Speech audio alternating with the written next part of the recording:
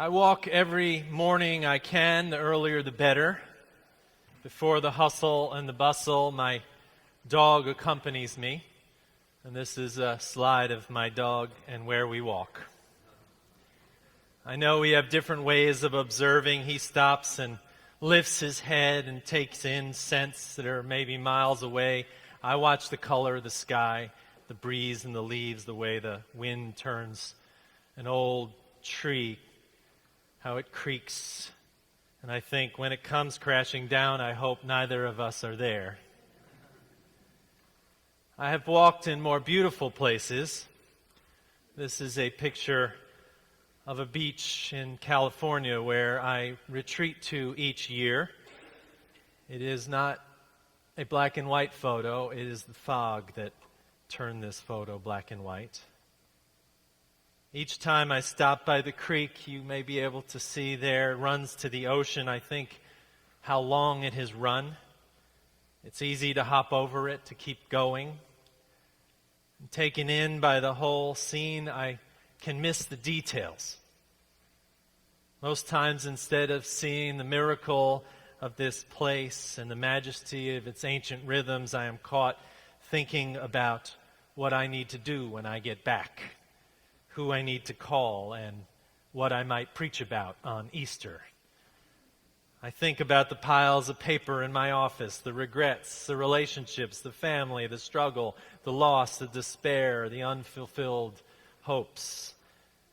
I think about the future and I'm lost in my thoughts. I have to struggle to stay where I am. I may as well be walking in the fog.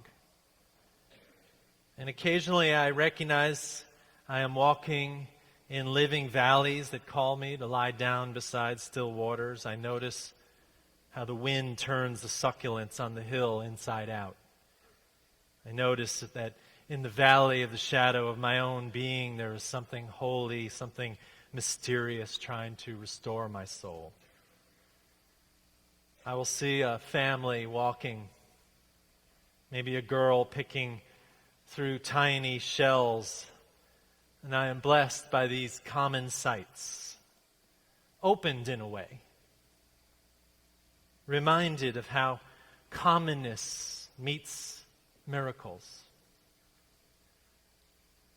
It may be easier to have that dialogue in your head in places like that, but in the same way as I walk down my broken alley with my dog, I can see the majesty. A hawk that watches me from a telephone wire. I am awed by his power. Or more mundane than that, I see clearly the changes in the season, the flowers I don't know the names of. The return of the migrant birds, the sticky weeds that stick to my pants as I walk through the field. I am renewed, I am resettled. Blessed, perhaps.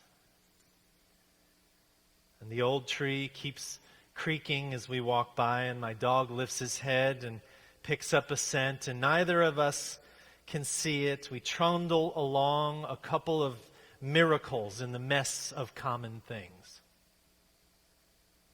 And even more important, in those moments when I can see more clearly the things around me, I can see both of us passing through this life, temporary guests, part of the cycle of death and life and renewal and in some way resurrection.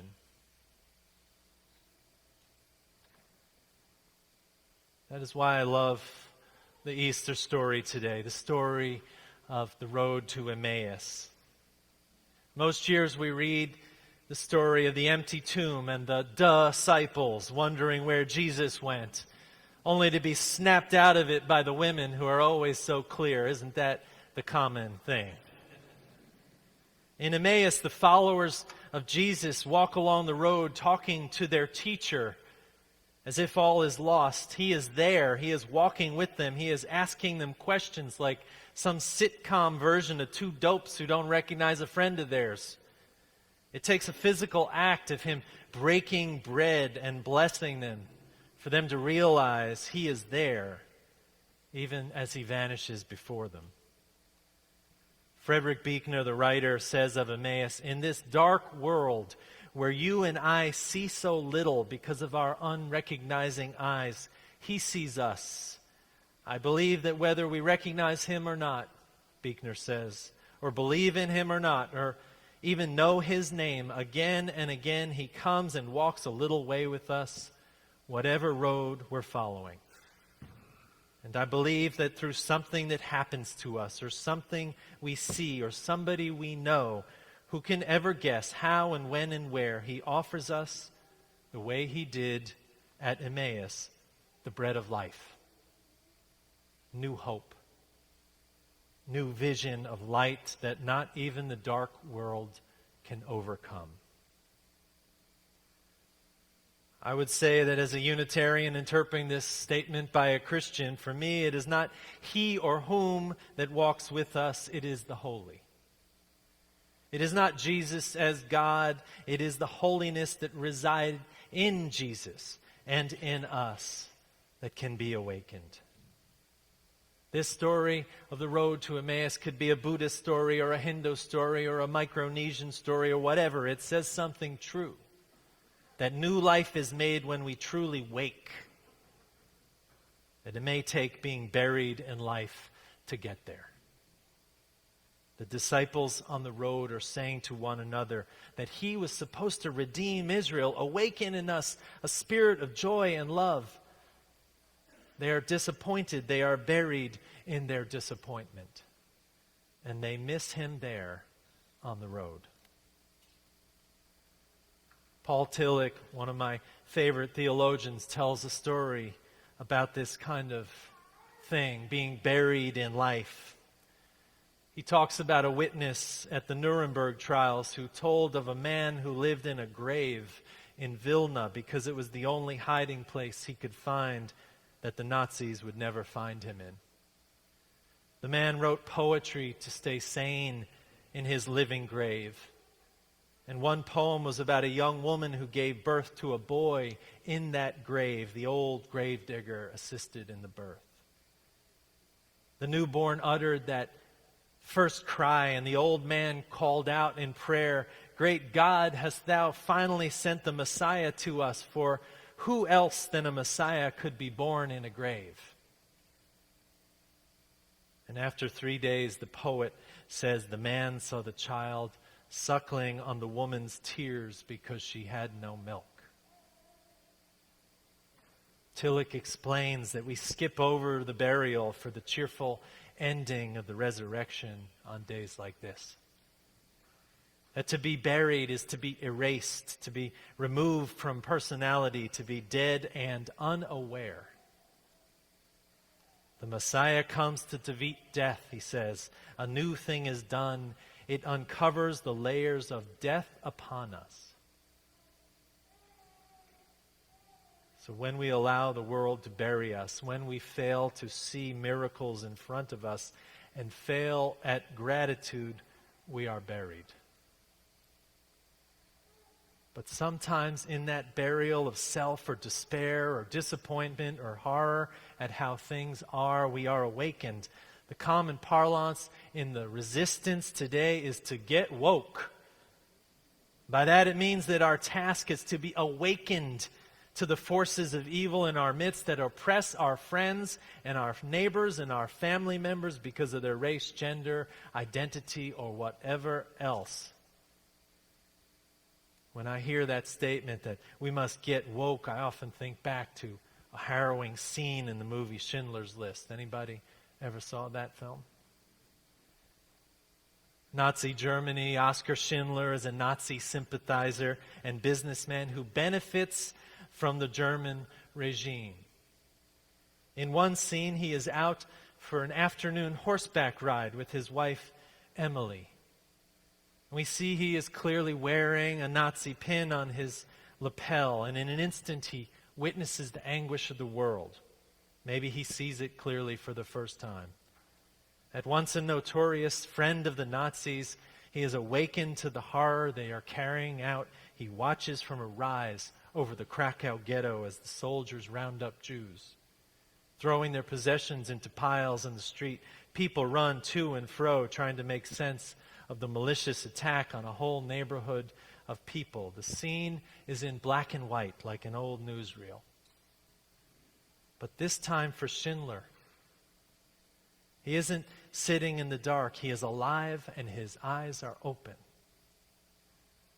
The Nazis systematically marched the people down the streets, and worse things happen than I can speak of in a service like this. And in his view, there is a little girl, maybe a 3-year-old girl, wearing a red coat.